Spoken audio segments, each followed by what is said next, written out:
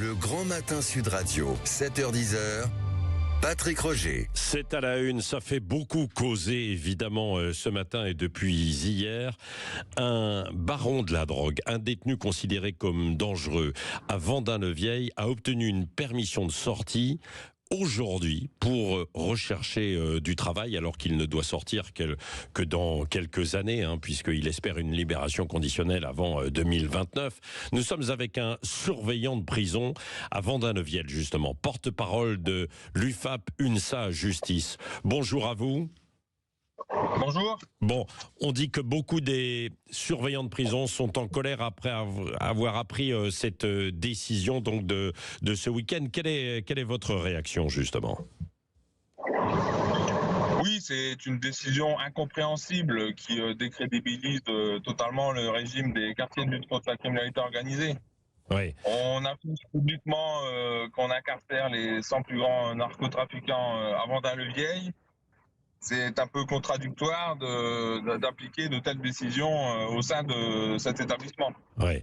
Alors c'est une décision légale, mais évidemment controversée, qui pose des questions sur la sécurité et la justice. Est-ce que vous avez eu des explications de la part des autorités ? Oui, effectivement, on se rend bien compte que le droit commun vient se heurter au régime des QLCO. Donc c'est un problème et le législateur doit prendre en compte ce nouveau régime. Oui, parce que l'avocat, alors de son côté, dit que le détenu a un comportement exemplaire par une rédemption qui a été examinée, et vérifiée. Vrai ou pas ? Soit on considère qu'il est dangereux pour la société, ce qu'on pensait jusqu'à actuellement, puisqu'il a été incarcéré et affecté dans ce quartier, soit on le considère comme plus dangereux et il n'a rien à faire au sein des quartiers de lutte contre la criminalité organisée. Quand on voit les escortes qui ont été mis en place, très renforcées pour le transfert des détenus en juillet, on se dit que 4 mois plus tard, il sort seul dehors. Il y a une incohérence totale.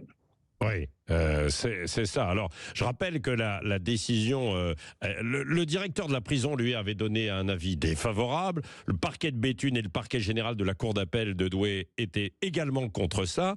Mais il y a la chambre d'application des peines de la cour d'appel de Douai. Qu'est-ce que vous dites à la justice et à la personne ou aux personnes qui ont pris cette décision aujourd'hui ? Je pense que, comme je vous disais précédemment, le législateur doit revoir les choses et une personne affectée en QLCO ne doit pas obtenir une permission de sortie 4 mois après son arrivée au sein de ce régime qui, je vous rappelle, a été créé pour couper tout contact avec l'extérieur afin d'éviter de commanditer tout acte depuis l'intérieur de la prison. Ouais. Donc maintenant, si on le laisse dehors au bout de 4 mois, il y a un réel souci, c'est totalement incohérent. Ouais. Est-ce que vous estimez qu'il y a du laxisme un petit peu? La semaine dernière, on a appris, il y a eu cette histoire de Rennes, d'une sortie encadrée certes, mais d'un détenu qui venait d'être condamné quelques mois plus tôt et qui s'est fait la belle également en allant visiter un planétarium. Donc là, il y a cette permission. On voit qu'il y a beaucoup de choses qui circulent en fait dans les prisons. Est-ce qu'il y a une forme de laxisme qui n'est pas due à vous, mais peut-être à l'ensemble de l'institution ? Écoutez, je dirais tout simplement que le système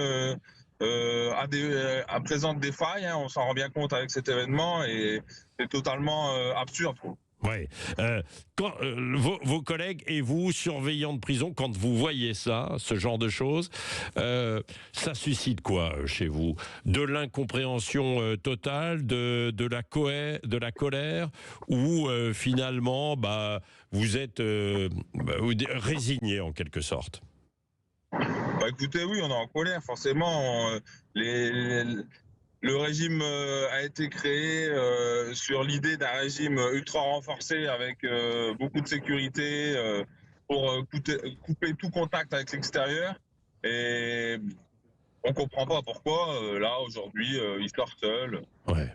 Sans surveillance. Ouais. Et l'avocate a dit un dernier mot.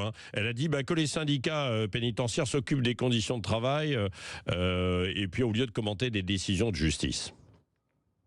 Écoutez, justement, on se préoccupe des conditions de travail des personnels. Ouais. Il faut rappeler que de nombreux personnels ont été mobilisés pour tout ce qui est transfert en juillet.